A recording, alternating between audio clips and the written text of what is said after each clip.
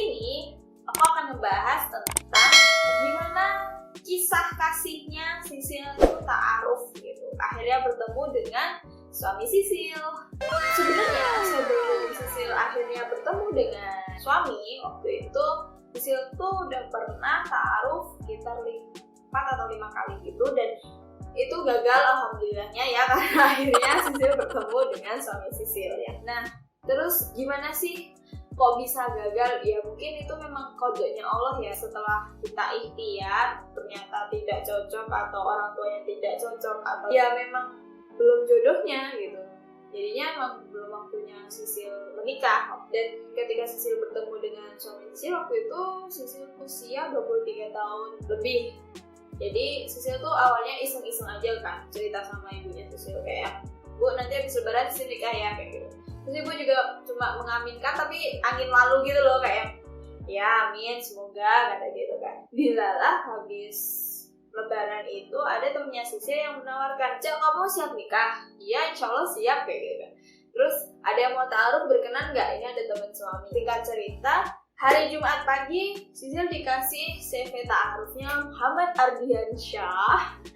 Lalu setelah ditagi-tagi, Sisil baru kirim CV ta'arufnya Sisil ke temennya Sisil itu, perantaranya temennya Sisil kan ya. Lalu terus akhirnya nanti dia yang ngasih ke suaminya dia yang ngasih ke Mas Muhammad Ardiansyah ini. Setelah dikasih kan, Sabtu pagi kita dimasukkan dalam WA group. Jadi dalam WA group itu kita bisa bertanya-tanya apa yang belum jelas di dalam CV ta'aruf masing-masing. Tapi memang peraturannya ketat banget di WA group itu, jadi tidak boleh ada emoticon, tidak boleh hahaha, dan memang harus sesuai apa yang perlu ditanyakan dan penting untuk ditanyakan aja gitu.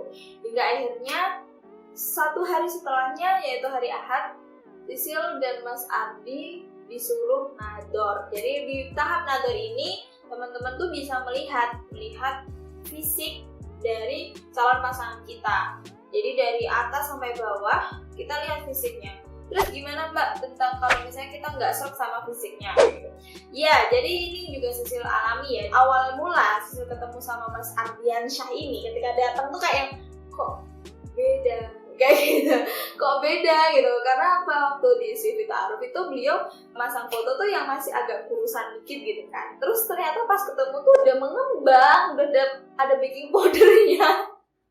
Dan itu kayak yang ngerasa, lah kok beda. Dari situ kan kayak yang merasa, aduh gimana nih. Cuma pesan yang dari ustazahnya Sisil yang selalu Sisil ingat adalah, ketika kamu melihat fisik seseorang itu, terutama calon pasangan kamu, minimal kamu tuh melihat ada satu aja yang menurut kamu tuh kamu tertarik, gak perlu semuanya tertarik, udah itu aja. Setiap orang kan pasti ketika melihat orang lain punya first impression kan ya.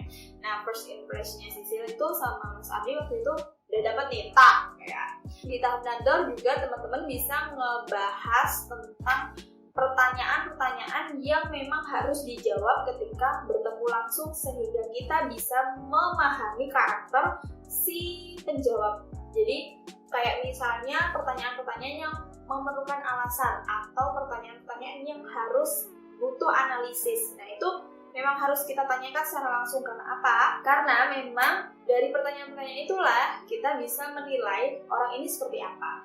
Oke, setelah bertanya kayak gitu kan ya, udah nyambung nih ya, udah merasa cocok, akhirnya ditanyain gimana tahap selanjutnya, mau lanjut atau enggak. Dan waktu itu Mas Ardi dengan malu-malu menjawab, "Saya insya Allah lanjut, tapi nggak tahu mbaknya loh ya." Oh, saya juga lanjut gitu kan. Dan nih lanjut berarti kan tahapnya khitbah. Nah, di khitbah ini karena waktu itu walinya Sisil, yaitu ayahnya Sisil, sedang di luar kota, jadi waktu itu Mas Ardi emang nggak bisa datang ke rumahnya Sisil secara langsung. Akhirnya beliau mengkhitbah melalui telepon. Jadi waktu itu beliau menelpon ayahnya Sisil dan bilang bahwa beliau ingin serius dengan Sisil dan menyampaikan akad khitbah. Jadi akad khitbah itu kayak, saya ingin serius dengan putri bapak, apakah diizinkan? Kira-kira seperti itu kalimatnya ya. Atau mungkin lebih frontal lagi, saya ingin mengkhitbah anak bapak, saya ingin melamar anak bapak. Nah, itu akad khitbah. Jadi teman-teman, di Islam itu nggak ada tunangan, adanya akad, dan kita tidak diikat oleh cincin, nggak perlu yang namanya tukar cincin dan lain-lain itu. Oke, setelah itu kita berselang waktu 3 bulan karena waktu itu emang ayahnya Sisil ada di luar pulau dan memang perlu untuk mempersiapkan pernikahan. Akhirnya dari Juni terus Agustus itu beliau baru bisa tempatnya Sisil menghibah secara bertemu bersilaturahmi antar dua keluarga gitu. Dan akhirnya di bulan Agustus itu kita tentukan tanggal pernikahan kita itu di bulan Oktober. Tanggal 3 Oktober kita menikah. Jadi ternyata memang proses ta'aruf ini pertama meminimalisir adanya gangguan syaitan. Jadi meminimalisir godaan-godaan yang nggak penting. Karena apa? Interaksi antara lawan jenis, interaksi antara perempuan dan laki-laki ajnabi yang sama-sama asing, yang bukan mahram, ini sangat rentan sekali dengan godaan syaitan gitu loh. Terus yang kedua adalah ta'aruf itu menjaga perempuan. Karena apa? Di dalam ta'aruf itu kita sebagai perempuan itu nggak kehilangan harga diri lah, kata kasarnya ya dalam tanda kutip. Kenapa?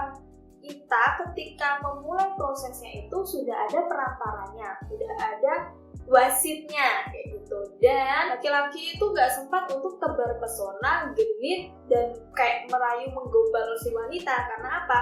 Langsung ke walinya coy, bisa dihajar sama bapaknya ntar kalau genit kan. Jadi memang menjaga perempuan sekali. Terus yang ketiga adalah ta'aruf memang waktunya harus sesingkat-singkatnya. Maksudnya gini, untuk persiapan pernikahan yang kita tuh cuma ngundang cuma 300 undangan atau 500 undangan, itu kayaknya 3 bulan tuh udah cukup banget buat nyiapin acara kayak gitu.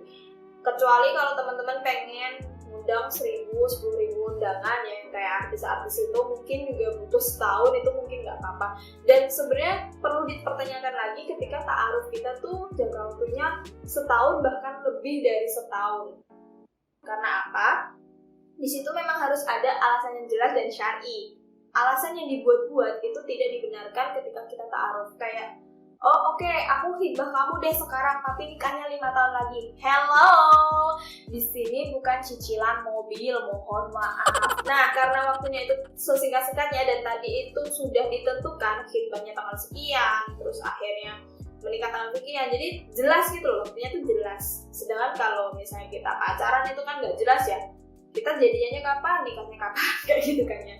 Jadi buat teman-teman yang kok sampai sekarang belum ketemu sama jodohnya, tolong bersabar dan teruslah berdoa dan terus berikhtiar. Ikhtiar menjemput jodohnya kayak gimana? Ada di video sebelah tuh. Jadi buat teman-teman jangan berkecil hati. Kok sekarang aku belum ketemu sama jodohku ya? Kok aku begini ya? Apakah aku bakal nikah? Atau aku tuh bakal gimana? Nggak perlu, karena apa? Kita nggak pernah tahu jodoh dulu atau ajal dulu yang bakal nyamperin kita. Yang penting kita udah mempersiapkan diri sebaik mungkin. Jikalau memang jodoh dulu yang muncul, alhamdulillah kita sudah punya ilmunya. Jikalau memang ajal dulu yang muncul mendekati kita, yang menjemput kita, ya alhamdulillah. Kenapa? Kita sudah mempersiapkan sebaik-baiknya untuk bertemu dengan ajal. Jadi, jangan pantang menyerah. Karena apa? Karena setiap manusia, setiap kita, setiap wanita punya masing-masing cerita romantisnya sendiri untuk bertemu dengan suaminya. Jadi, buat teman-teman, semangat! Semangat mencari ilmu, semangat menambah ilmu, jangan lupa ngaji, terus perbaiki diri. Oke?